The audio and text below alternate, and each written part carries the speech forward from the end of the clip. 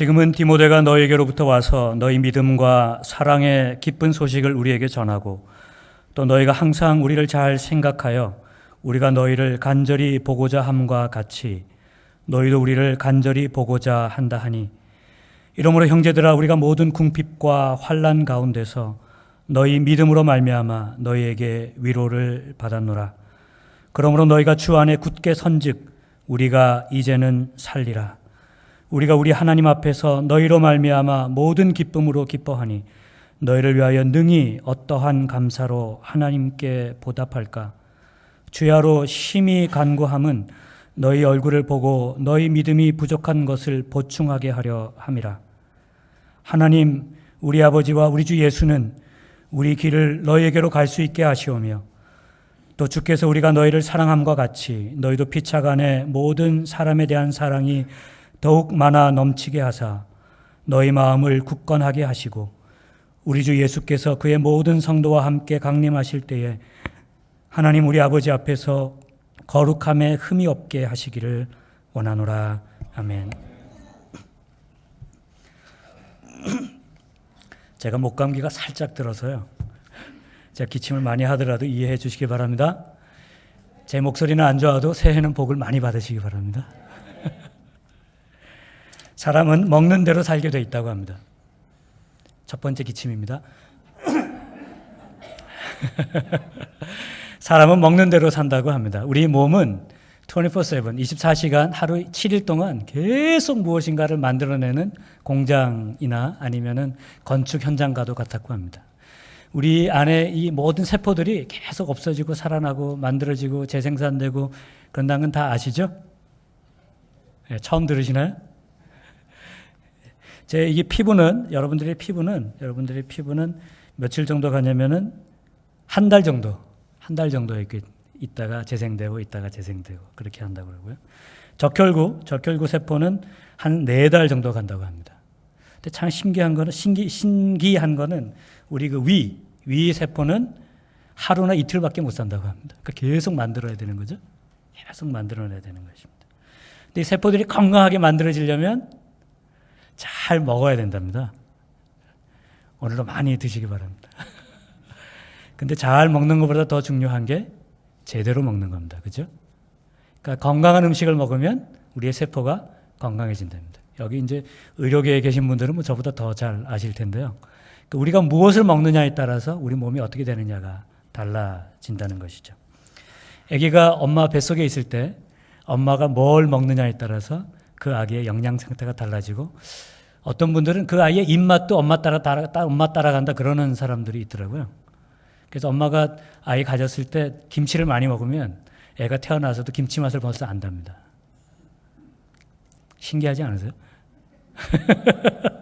저희 둘째가 김치를 너무 좋아하거든요. 왜냐하면 저희 아내가 김치를 많이 먹어서 그런 거 아닌가. 저는 김치를 별로 안 좋아하는데 저희 어머님이 아마 김치를 많이 안 드신 것 같습니다. 우리가 먹는 대로 우리 몸이 반응하게 되는 것이죠. 그런데 이것은 우리의 몸뿐만이 그런 것이 아닙니다. 우리의 정신도 그렇고 우리의 영혼도 그렇습니다. 우리가 무엇을 먹느냐에 따라서 우리의 정신도 우리의 영혼도 달라집니다. 그렇지 않겠습니까? 처음에 여러분 당구 쳐본 적 있으신가요? 당구 처음 배우시는 분들, 당구 처음 이제 대학 가가지고 이제 뭐 제 친구들은 중학교 때부터 당구를 치는 애들도 있었는데, 하여튼 대학 가가지고 처음 당구장 가지고 당구 배우기 시작하면 매일 그 생각만 난대요. 그래서 사람 머리가 다 당구공으로 보인답니다. 이렇게 딱 서 있으면 저 머리를 이리 치면 이 머리를 맞고 저 머리로 갈 텐데 뭐 이렇게 된다는 거예요. 당구를 처음 배우면은.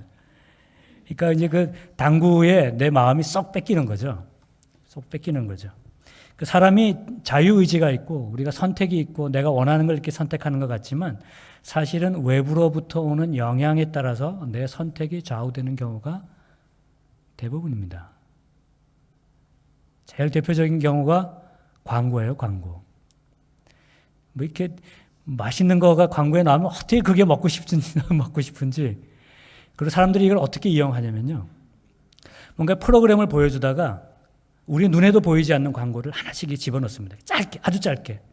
우리는 봤는지 안 봤는지도 몰라요. 그러니까 지나가면 치킨 착 지나가는 거죠. 근데 우리는 이제 프로그램을 보고 있기 때문에 치킨이 지나갔는지 안 지나갔는지도 모른다는 거죠. 근데 잠깐 이 짧은 사이에 치킨 지나가는 거예요. 막 보고 있는데 또 치킨 이렇게 지나가면 그날 저녁 음식은 분명히 치킨입니다. 치킨. 분명 우리가 모든 선택이 내 선택에 의해서 좌우되는 것 같지만 사실은 외부의 영향을 굉장히 많이 받습니다. 책이 우리 영혼의 양식이라고 하지 않습니까? 그러니까 책을 많이 읽으면 우리의 영혼이 그 책의 영향을 받게 되는 것입니다. 드라마를 많이 보면 어떻게 될까요? 세상이 다 드라마처럼 보이게 되는 것이죠. 그런 경우 있으신가요? 이렇게 그 중국 영화, 무술 영화 보고 나오면 이런 거 한번 해보고 싶으시잖아요. 나도. 그게 다 그런 거거든요. 나도 한번 이렇게 딱 뛰면은 발차기가 될 것 같고, 내가 이성룡이나 그 제키 챈이 된 것처럼 그런 생각이 드는 이유가 그것에 우리가 영향을 받기 때문에 그런 것입니다. 아이들이 게임 많이 하면 게임에 영향 많이 받는다 그러죠. 그래서 그걸 잘 조절해야 된다. 그런 얘기를 많이 하지 않습니까? 영적으로도 마찬가지입니다. 우리가 영적으로 무엇을 먹느냐, 우리가 영적으로 어떤 대화를 하느냐, 내가 영적으로 어떤 사람을 만나느냐 하는 것이 내 영혼에 아주 직접적인 영향을 미칩니다.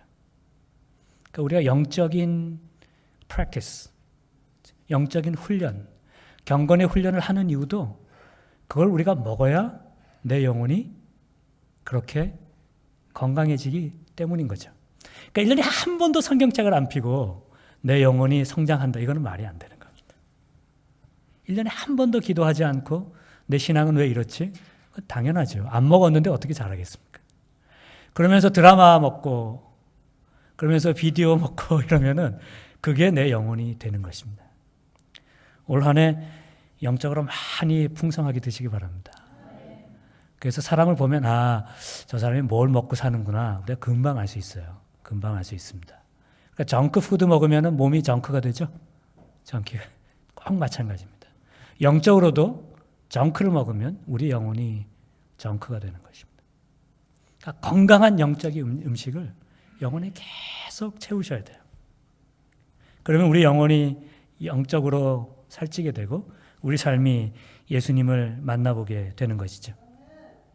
예수님을 많이 먹으면 예수님 같은 사람이 됩니다. 하나님의 말씀을 많이 먹으면 하나님의 말씀에 맞는 사람이 됩니다. 너무 당연하죠. 그것에 우리가 직접적인 영향을 받기 때문입니다. 그런데 제 질문은 이것입니다. 우리가 오랫동안 신앙생활을 하고 우리가 오랫동안 성경을 읽고 우리가 오랫동안 기도를 하고 우리가 오랫동안 교회를 다녔는데 물론 여기 이제 교회 다닌 지 얼마 안 되시는 분도 계시긴 계시지만 왜 우리 삶에는 우리가 먹은 그 영적인 음식들이 나타나지 않느냐? 그것이 제 질문이에요. 여러분들의 삶은 어떻습니까? 하나님께서 주신 은혜를 먹은 대로 우리 삶에 그 은혜가 나타나고 있습니까? 우리가 먹은 하나님의 사랑 그대로 내 삶에서 사랑이 나타나고 있습니까? 왜 우리는 먹은 대로 우리 영혼에 나타나지 않을까? 그게 제 질문이에요. 생각해보면 두 가지가 가능할 것 같아요. 두 가지가. 첫 번째는 잘못된 걸 먹었거나 그러니까 이제 엉뚱한 걸 먹은 거죠. 엉뚱한 걸. 아니면은 먹는 척하면서 딴 걸 먹은 겁니다. 그 수업 시간에도 그런 애들 있잖아요. 이게 책 이렇게 딱 세워놓고 여기 만화책 보는 애들. 웃는 분들은 이제 다 경험이 있으신 분들이신 것 같은데. 그러니까 성경책 이렇게 펴놓고 딴 생각하는 거죠. 다른 거 하는 거죠. 교회 와서 기도하고 신앙생활하고 경건의 모습은 있는데 그 안에 경건의 능력은 다른 것으로 자꾸 채워지기 때문에 모양은 있지만 영적인 열매가 내 삶에 나타나지 않을 수도 있겠다. 두 번째는 뭔가 이게 펑션이 잘못돼가지고 내 안에. 그러니까 영양가 있는 걸 많이 먹었는데 영양가 있는 거 다 내보내는 거예요, 그냥. 몸이 뭔가 잘못돼서. 그러니까 우리가 영적으로 뭔가 디스펑션, 몰펑션 하고 있으면은 우리가 먹은 하나님의 은혜와 하나님의 사랑이 제대로 내 삶에서 나타나지 못할 수도 있겠다. 그런 생각을 해보게 됐습니다. 이제 새해에 내가 뭘 먹는가, 새해에 나의 영적인 바디는 얼마나 건강한가, 그걸 한번 우리가 체크해 볼 수 있으면 좋겠습니다.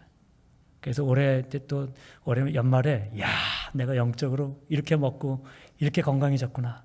나의 영적인 세포들이 이렇게 많이 이렇게 건강하게 생성됐구나. 이제 그런 그 가슴 뿌듯한 한 해 되시기 바랍니다. 제가 기대했던 아멘보다 조금 작아요. 그런 한 해 되시기 바랍니다. 아멘대로 될지어다. 오늘 성경을 보시면 바울이 굉장히 흥분하고 있는 것을 우리가 느낍니다. 바울이 굉장히 흥분하고 있어요. 8절 말씀을 한번 보십시오. 그러므로 너희가 주 안에 굳게 선즉 우리가 이제는 살리라. 그 영어로는 for now we really live 이렇게 돼 있는데 우리가 이제는 살리라. 그러니까 우리말로 조금 쉽게 번역하면 나 이제 살았다 그 뜻입니다. 나 이제 살았다. 다른 번역은 now I can breathe 그렇게 돼 있어요. 나 이제 숨 쉴 수 있겠다.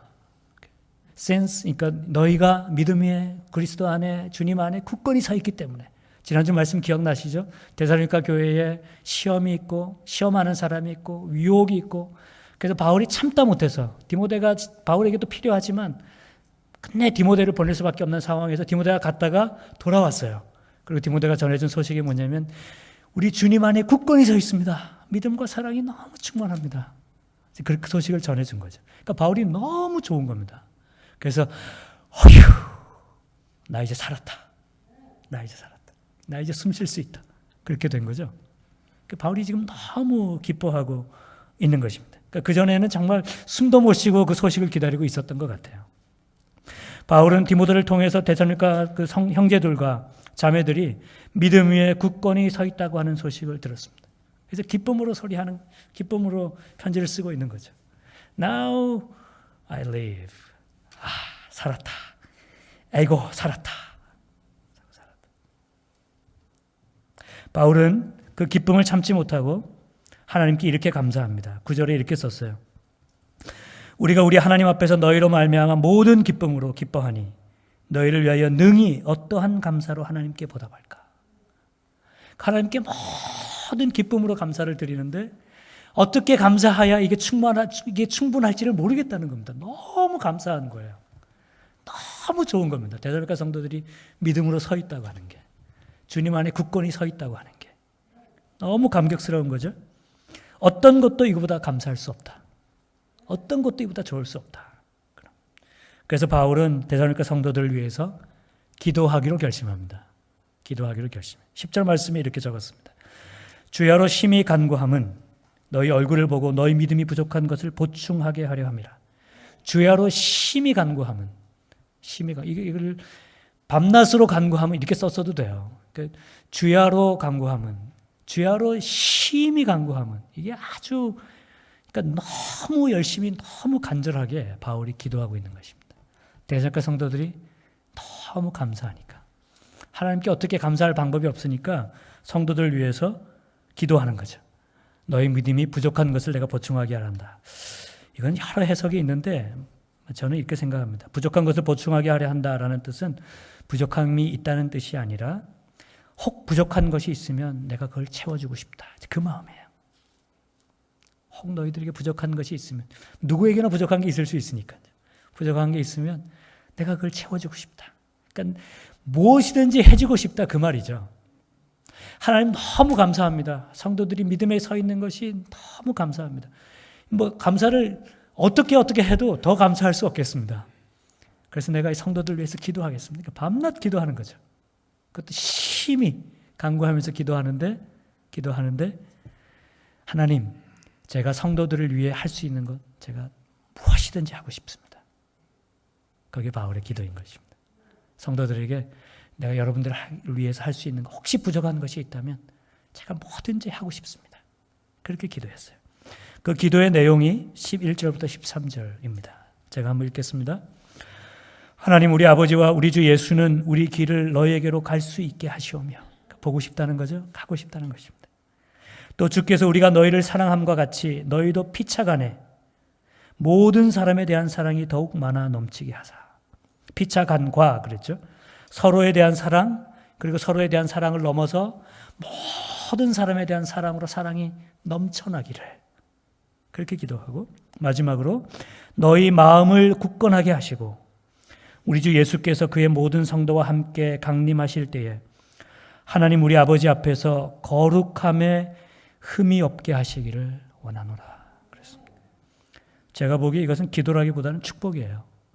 축복입니다.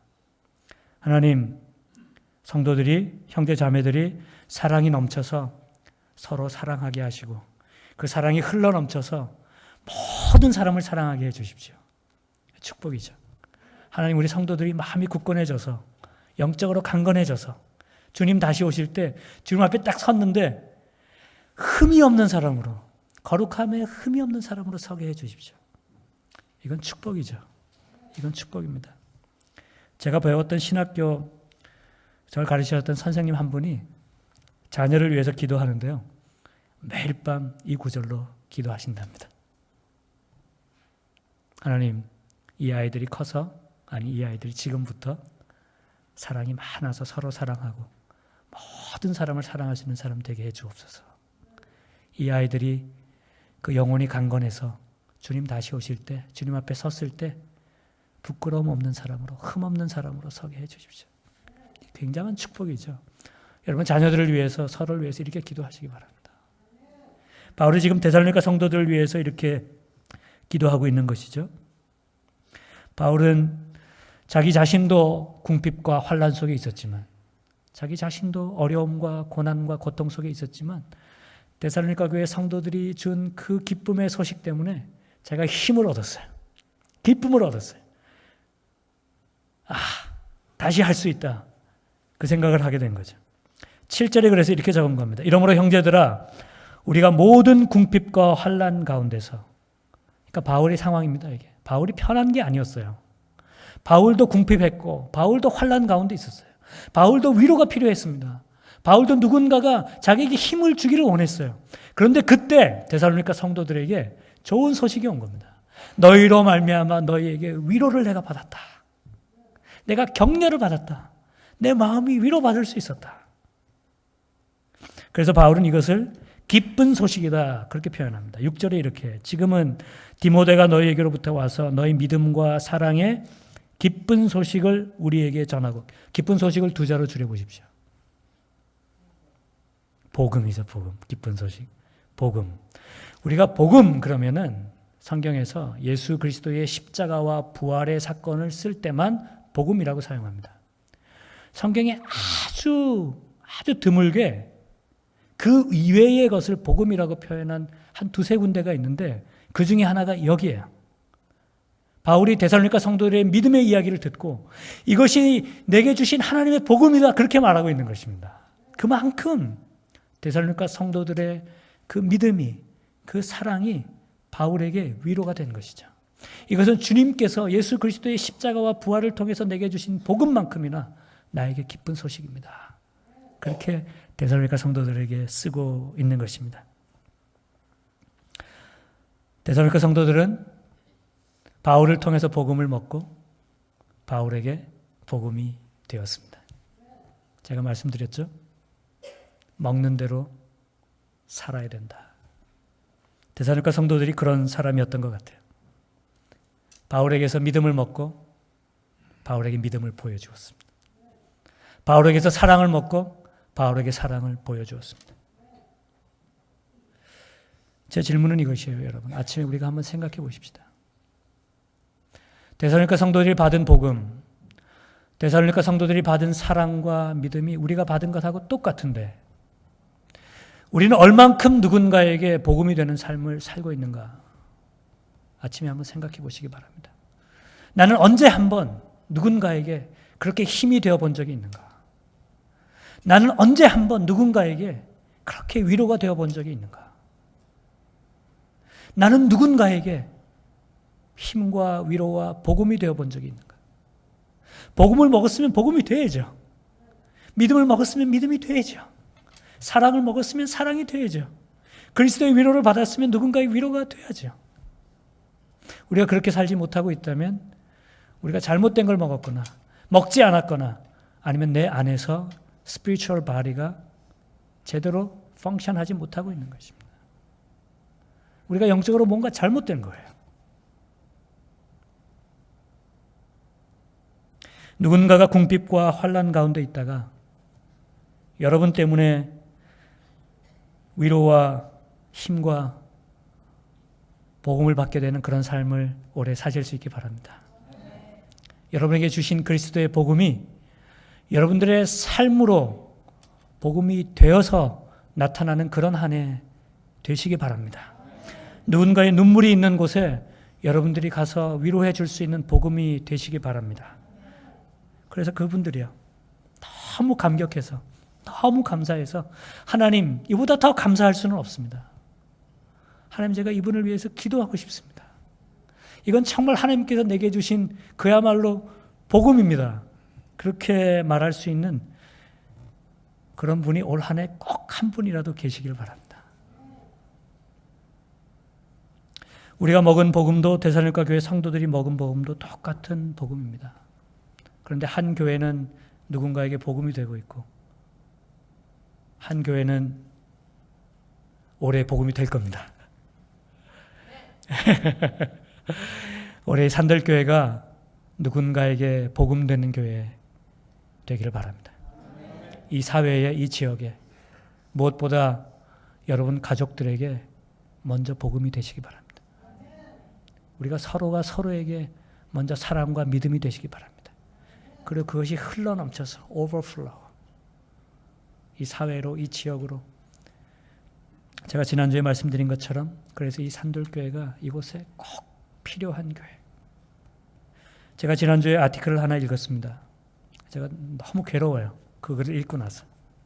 리셋이라고 하는 아티클인데 오늘날 교회가 리셋해야 된다는 것입니다. 많은 면에서 달라져야 한다는 것입니다. 해오던 그대로 해가지고는 교회가 변화할 수 없다는 것입니다. 이 시대의 교회가 살아날 수 없다는 것입니다. 그 제일 마지막 중에 하나가 질문이 뭐냐면, 만약 오늘 당신의 교회가 없어진다면 이 세상에 무슨 일이 일어나겠습니까? 그게 마지막 질문이에요. 오늘 우리 산돌교회가 없어지면 이 땅에 무슨 일이 일어날까요? 제가 그 마지막 질문을 받고서 마음이 너무 괴로운 겁니다. 그걸 우리가 찾아야 되겠습니다. 우리가 어떻게 이 시대, 이 지역에, 이곳에 2018년에 하나님께서 우리를 또 한 해 살려주셨는데 우리가 어떻게 누군가에게 그리스도의 복음이 될 것인가? 산돌교회가 없어서는 안 되는 그런 교회가 될 것인가? 올 한 해 하나님의 은혜 많이 받으시기 바랍니다. 그리고 이 세상에 은혜 되시기 바랍니다. 올 한 해 예수 그리스도와 하나님의 복음으로 우리 영혼을 가득 채우시기 바랍니다. 그리고 올 한 해 누군가에게 예수 그리스도의 복음으로 다가가시는 여러분들, 우리 산돌교회 되실 수 있기를 주님의 이름으로 축원드립니다. 우리 같이 기도하겠습니다.